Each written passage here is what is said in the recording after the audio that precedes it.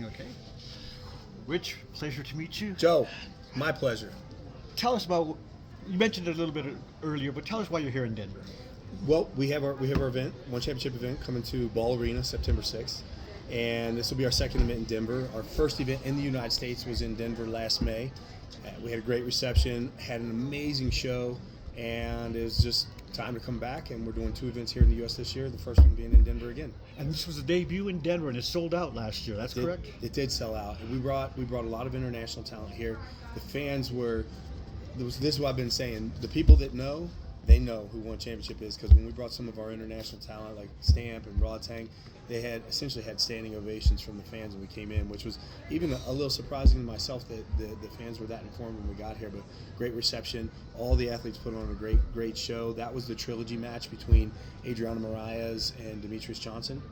They had two previous matches, and the score was 1-1 on that. It was just a great capstone to that little trilogy. And did an amazing event. So we're going to take that event, what we did here, and we're going to top it this September. Now let's talk about One Championship. What is that exactly? Well, One Championship, we're the largest martial arts organization in the world. We are based out of Singapore, and we're now making our foray into the United States. But we broadcast in over 190 countries. We're all over the planet. We have an international roster. It's all over the planet. And we're not just a mixed martial arts company. We obviously do MMA matches, but we also do Muay Thai matches, we do kickboxing matches, we do submission grappling matches. Occasionally we'll do some boxing matches. We also we've been known to do like some hybrid matches before, where we had a match actually with Demetrius Johnson and Raw Tang, two of our biggest stars, where it was 1 round of Muay Thai, 1 round of MMA, 1 round of Muay Thai, 1 round of MMA. So we're able to mix things up a little bit and just do some creative things like that. But the core of the business is MMA, Muay Thai, kickboxing, and submission grappling. Now you're the vice president. I'm one of the vice presidents. You're one of the vice presidents, but you're also the CEO of the One Warrior Series. Yeah, that was a project. It was a subsidiary of One that I was running prior to COVID, but COVID kind of shut that down.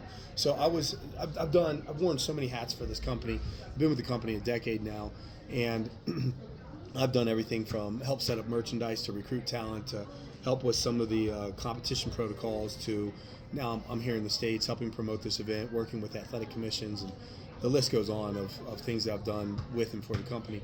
And but at one point in time, I was running essentially a feeder league called Warriors. Rich Franklin's One Warrior Series, that I went and recruited talent, and then the talent would rise, and the creme de la creme would end up earning contracts into One Championship. And actually, Stamp, who's on the September 6th card, was one of my first finds. Oh wow! Yeah. Well, you were a UFC fighter yourself. I was. Retired in 2015. Yeah. How has that helped you grow the business? Because you also have a degree in what is your mathematics? I have mathematics. Mathematics and education. Well, it's just, I mean, first of all, I'm a left-brain guy, so I'm very mathematical. I'm analytically thinking. Most things in my life can and should be measured quantitatively, and that's not true for everything, but that's just the way my brain works, and that really helps. It helped me as a professional athlete in competition, but it also helps me tremendously in the business sense. And so coming from an educated background and then getting into MMA, competing as an athlete, and doing that, I had a 15-year professional career, and then 10 at the top of the heap. And that gave me a lot of experience and knowledge within this industry. So when One hired me, it was that experience and knowledge that I brought with me into One Championship. And I have this interesting position with One because I kind of straddle the line sometimes between executive and talent, given my history as a competitor in this industry. So one day I might be teaching a seminar for One Championship, or the next day I'm sitting in a boardroom for One. And so I kind of play both of these roles from time to time. Are there other fighters like yourself that participate in the structure of the business? In One Championship particularly, not. I can't think of anybody else on the roster, but yeah, I mean there are athletes. I mean, this is across every sport, right? Like some athletes, they when they retire, they've either invested their money, they've started their own businesses, or they go work for someone else.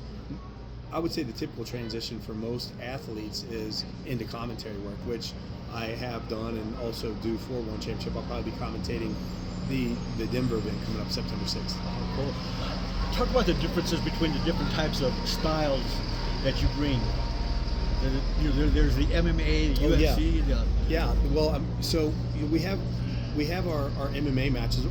I'll take a step back and tell you how that got started. Actually, initially we were an organization that basically put on MMA matches, and then our CEO, Chatri Sithyongtong, he comes up with this idea that he wanted to also do some Muay Thai and kickboxing. And when he introduced that idea to the company, I was kind of like, I don't like this, because from the outside perspective, it's fighting. Like, people, if you're not into combative sports, then it's all fighting to you. But internally, it's two completely different sports. So I just thought, like, well, why would I want to come to one event for MMA and then watch these fights for Muay Thai? If that makes sense. And we had our first event, and the fights were good, and I didn't want to like it. I was like, yeah, well, it's just not like it. And then we had our second event and the fights were really good, and I was like, man, this is really good. Like, I can't deny it. So now I've become a fan of our events. And so our events, unlike the promotions here in the U.S., we don't just have MMA matches. We have MMA, MMA stands for Mixed Martial Arts, for your readers that may not be as familiar with the sport. And it's just really is just a mixture of a martial art. If you and I were going to fight, we might try to throw punches or kicks at each other, or I might try to take you down when we're on the ground. I might try to hit you when we're on the ground, or I might look for some sort of submission hold. So it's this combination between stand-up fighting and wrestling and grappling and it's just, whatever gets the job done, so to speak. A very Bruce Lee kind of mentality. Bruce was all about take the techniques that work and then throw away the stuff that doesn't. Whereas an art like Muay Thai it's a specific striking art, or kickboxing. They're very similar, but there's some nuanced differences between the two. Like, namely in kickboxing, for example, like, you can't clinch where you can in Muay Thai, and you can't throw elbows in kickboxing either where you can in Muay Thai. There's other rule differences, but those are two of the big ones. But they're two different striking arts, and we do that. And then obviously we have the submission grappling matches where it's just grappling. So you and I would basically enter into a wrestling contest, so to speak, and then look for some sort of submission hold, be it some sort of joint manipulation or choke hold or something like that makes you say, I give up. Now, in regards to the fans, what kind of people come out and see these types of fights? Hooligans, terrible people come out to see them. Yeah.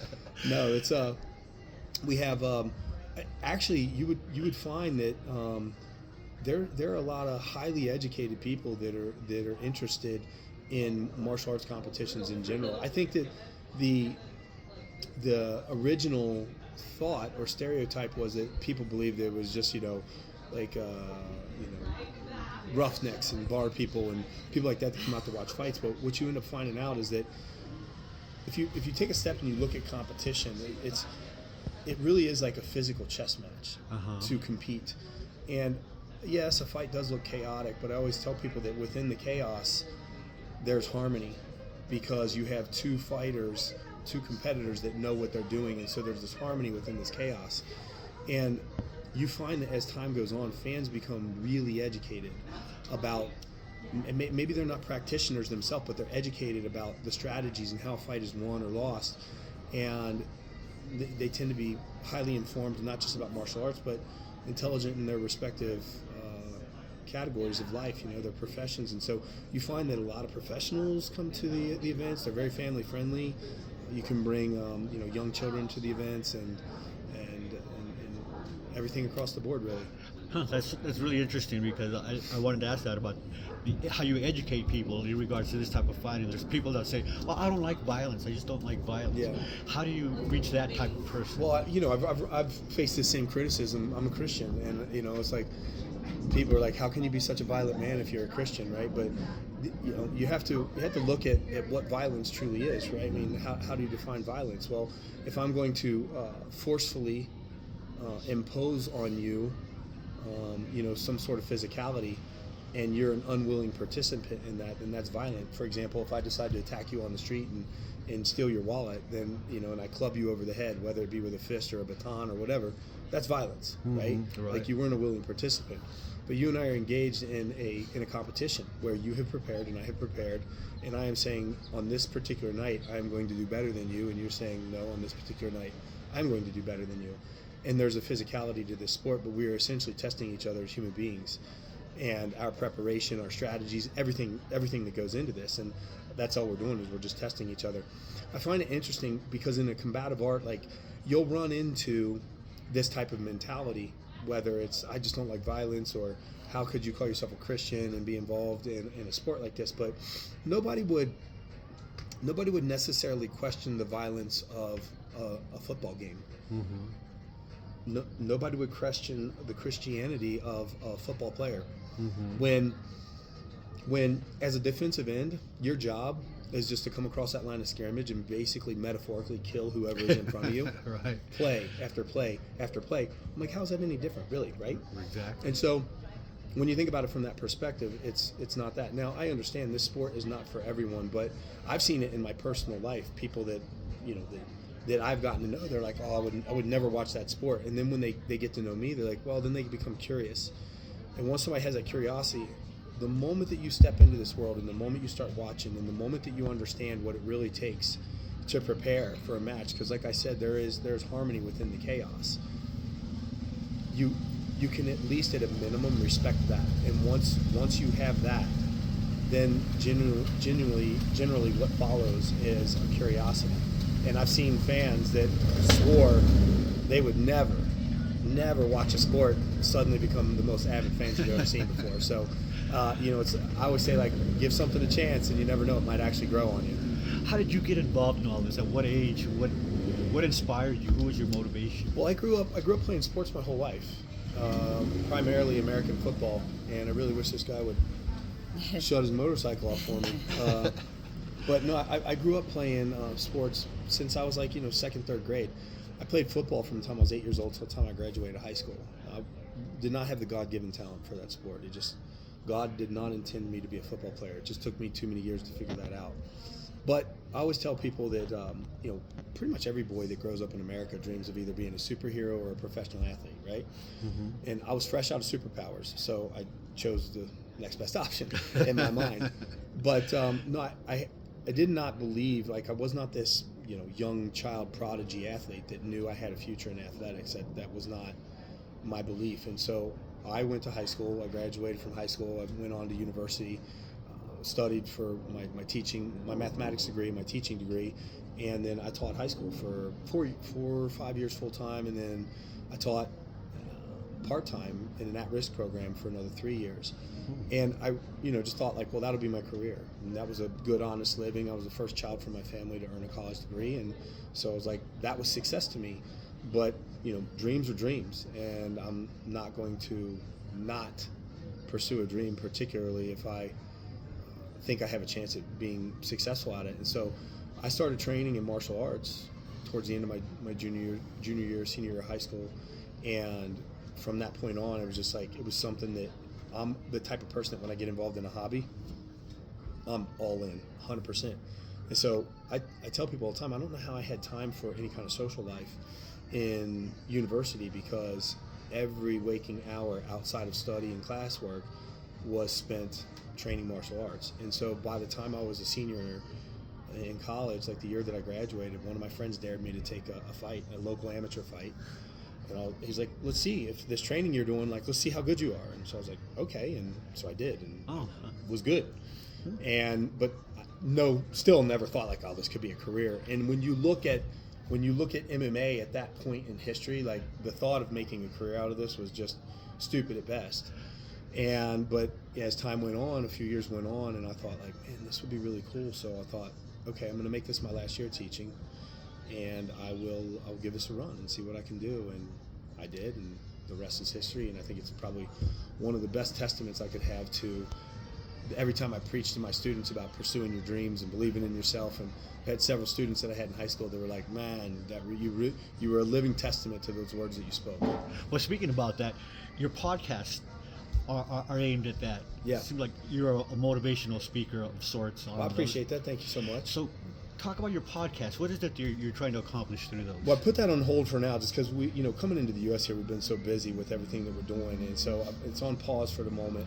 I mean, essentially, like, I think for me, the podcast was, it's funny how life works. It's a full circle, right? I'm naturally an educator at heart. I think God has kind of written this on me, and so anytime I speak to somebody, like, I want them to leave that conversation saying, like, I learned something from him today, whether it be life philosophy, or if it's mathematics or whatever it may be, martial arts, it doesn't matter, but that anytime you have a conversation with me, you could take away something from that. And so I tried to hand select the guests on my podcast. And my belief about a podcast, like I'm not interviewing somebody, I'm having a conversation. And that's just because I'm inquisitive and curious about things, so I ask a lot of questions.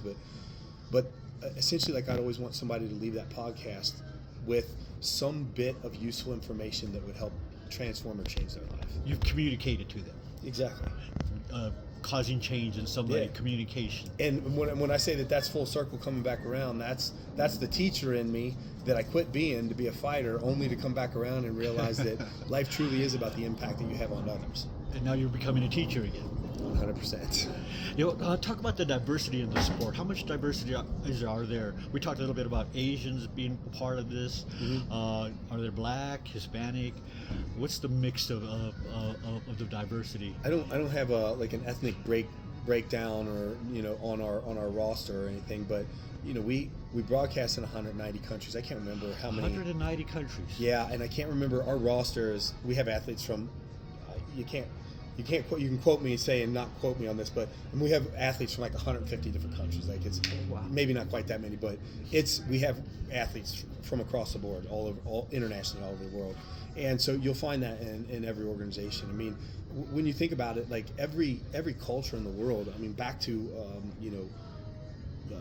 like ancient civilizations. I mean, the Persians, the Greeks, the Romans, like there are combatives. Combative contests built into these cultures, and then when you look at modern day cultures, like when somebody says like Latin America or Spanish speaking or whatever, like the first thing I think of is boxing. Like, boxing's huge within the Latin community. When you say like obviously Thailand is Muay Thai, or when I think of Brazil, I think of BJJ, and that's not to just stereotype like everybody in Brazil or everybody in like a Latin country is a boxer, for example, but it's like there are there's this culture of combat in everything from like a governmental level. War has basically perpetuated cultures moving forward since the beginning of time, down to just a friendly competitive level, like, hey, you and I are gonna fist bump this out and have a little fun competition of sparring 5 rounds a day or grappling or whatever it is we're going to do, right? And so it's just I think it's just the nature of man. 190 countries. I didn't even know there was 190 countries. I think there are like 206 or 208 sovereign countries. Wow. Yeah. So it is hugely popular there. Yeah. I mean, yeah, for sure. And but that's what's interesting, man. I mean, every country you go to, they have their own thing. I was just like earlier, I was telling a story earlier today. I was in Mongolia a couple years ago, and I did some traditional Mongolian wrestling. And so they have their own form of wrestling. We have athletes from the Congo. We have athletes from Senegal. Senegalese wrestling is a huge sport in Senegal. So it's just like you would find nearly in every country you go to, it's almost guaranteed that there is some sort of combative art that is indigenous to that country or borrowed from another country that's been there for a long time. And you call it an art because it is an art. Yeah, I mean, you think about it, like it's like I'm like a Da Vinci. I have a canvas that's underneath my feet, and I can paint it with blood sometimes and create this beautiful masterpiece. You said last year was the debut of it here in the United States. Is the United States so far behind all these other 190 countries that it hasn't made it? The U.S. is our target market right now, and it's basically it's the one we're focusing on. And it's kind of like, I guess, our newest edition, so to speak, of our focus. I mean, this is the epitome. Like the U.S. sports market is really what we want to capture. So this is the next big pot of gold for you guys. Yes, sir. So what can people expect to see come September 6th here in Denver? Well, I mean, if you weren't at the first show, then I don't know what your problem is, because you should have been there. But I know what it was. It was because we did it at First Bank Arena, and there was only like 7,000 tickets, and it was difficult to get a ticket because we sold out that show in like it was fast sell. Less than 30 days, all the tickets were sold. So this time we're at Ball Arena. It's a much bigger venue this time, and which means there's more tickets. So don't fret not. They're there. You can get them on Ticketmaster.com. And but they come September 6th, and you're going to see you're going to be entertained. Like, you're going to be entertained by the actual event itself. Outside of the competition, you're going to see amazing matches. And we talked about some of the matches that are on the card, and the matchups, they're great matchups. So that in itself is going to be exciting. But when you look at the way that our show is designed, we have this huge LED wall. We have these customized computer graphics, walkouts, pyro, laser show, light show for each fighter that walks out. And so it really is like a rock concert meets a sporting event. Now, because it's in an arena, and Ball Arena is actually a pretty large space, will everybody actually be able to see the action?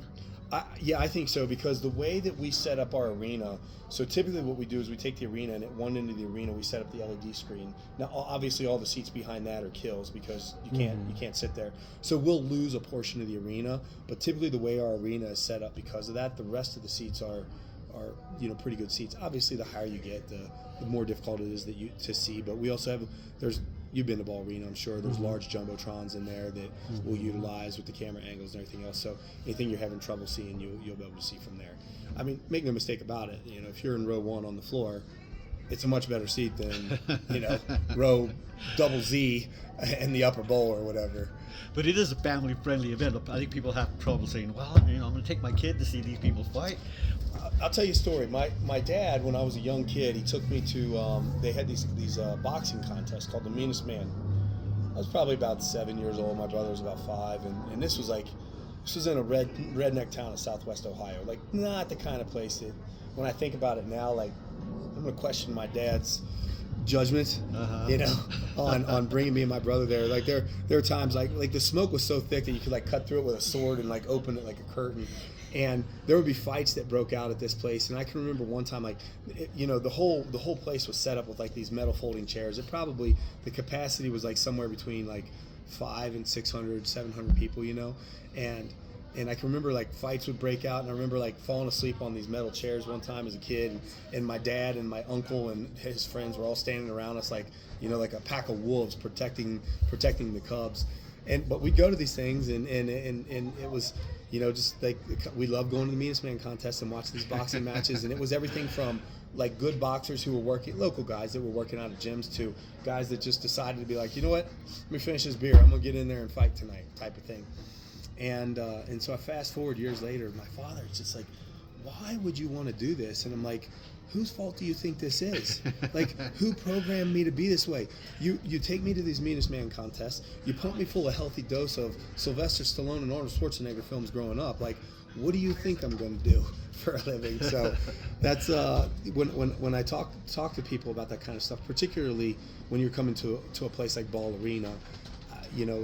Obviously the arena itself is a very family-friendly place. I mean, these are nice arenas, and they obviously don't want riots breaking out and things like that. Like, that's not what you have to worry about in this place. I think the thing you got to worry about the most is introducing your kid to this and them saying, wow, I want to do this. A lot of people do introduce their kids to martial arts. You can go to a mall, there's martial arts going on. There's a lot of studios that teach martial arts. Yeah. And it's a very popular thing. For sure. So people are probably comfortable bringing their kids. Well, I think that when if you have reservations about, the one thing I could say to your readers on this is that when you watch the competitors at one of our events fight, and this really is across the board for most promotions, but particularly ours, the level of respect. And I find it amazing. I've been involved in this sport my entire life, but you and I, like, we're good friends right now. I'll break bread with you. But tomorrow night, if we're fighting, the moment that bell rings, bro, you're trying to take bread off my table, and that the money that I'm making is going to feed me, my family, my children, and so on and so forth. So you now are enemy number one. And make no mistake about it, there will be no quarter given, right, until the next bell rings. And once the next bell rings and the final bell rings, then it's like, bro, good job. I think you broke my nose. This hurts. That was a great kick you landed. I didn't know I had pain in my armpit. All that kind of stuff happens, right? But we're hugging it out. It's like, great job. And you can't help but have respect for your opponent, because, when you're prepping for a match, I got like 8 to 10 weeks I'm prepping for a match. I mean, my opponent is the first person on my mind in the morning, the last person on my mind before I go to bed at night. I think about him when I'm training. I think about him when I'm eating. I think about him when I'm trying to take a nap during the day. I dream about him at night, and that's it. It's as simple as that. So at the end of the day, it's like, I got to have respect for somebody that puts as much effort into bringing the best version of themselves to me as I brought to them. And when spectators see that, then they understand, like, oh, this is the kind of environment that I could put my kid in, because they're going to learn values rather than the violence that they think that they're going to learn. Is there anything else our audience should know about you, about this sport? I could write a book on this. That's such an open-ended question. Are you going to write a book? Yeah, I don't know. A documentary? Yeah, I don't know. Maybe one people day. call you a legend.